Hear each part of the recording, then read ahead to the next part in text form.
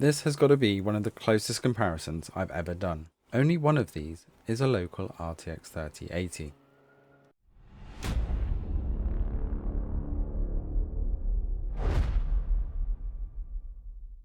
Hey everyone, and welcome to the Cloud Gaming Extreme channel. Today I'm having a look at Outriders on the GeForce Now 3080 tier on the PC with the PC app versus my RTX 3080 local gaming PC.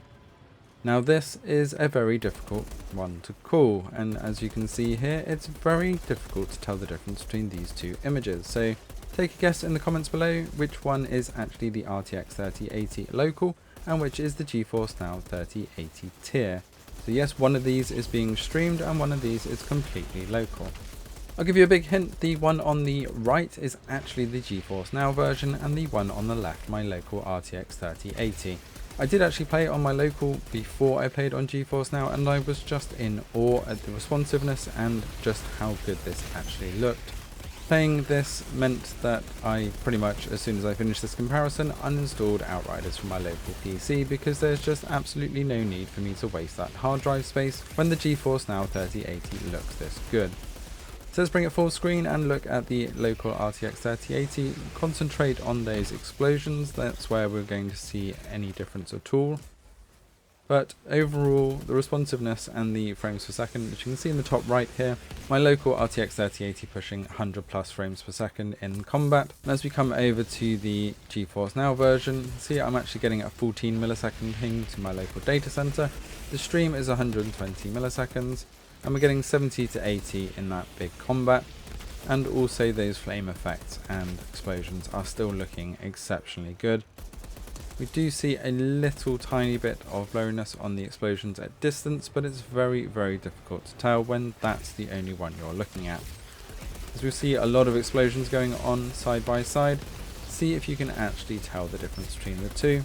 The video is capped at 60 frames per second, which doesn't help the fact of the difference of the frames per second being around 20 to 30 FPS difference. But when you're playing, that doesn't make a lot of difference above 90 frames per second, so it's very difficult to tell.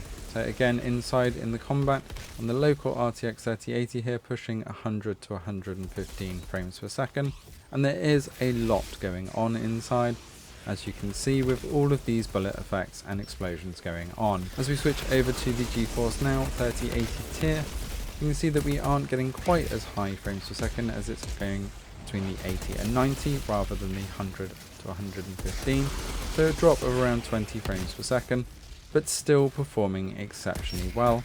And as I said, those 20 frames per second are really not going to make a huge amount of difference. So here we are in one of the final battles, and what was very interesting to me is that the responsiveness felt on point, felt as local as my RTX 3080 did, but also the end time of this I did not adjust. They were within 5 seconds of finishing on the same run.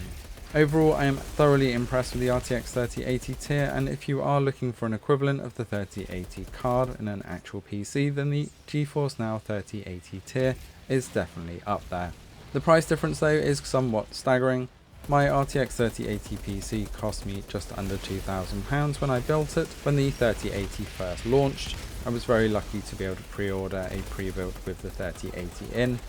However, you're looking at least £2,500 plus now for an RTX 3080 gaming PC, and you can have a GeForce Now for £90 for 6 months, so around £180 for the year, or $180, compared to a 2,000 plus build. That means that you could have GeForce Now for around 10 years for the price that it's going to cost you to build a 3080 gaming PC.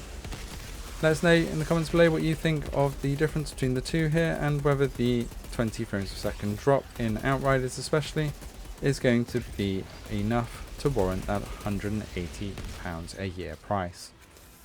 Thanks for watching, don't forget to hit that subscribe button to stay up to date with all things cloud gaming, and we will see you next time.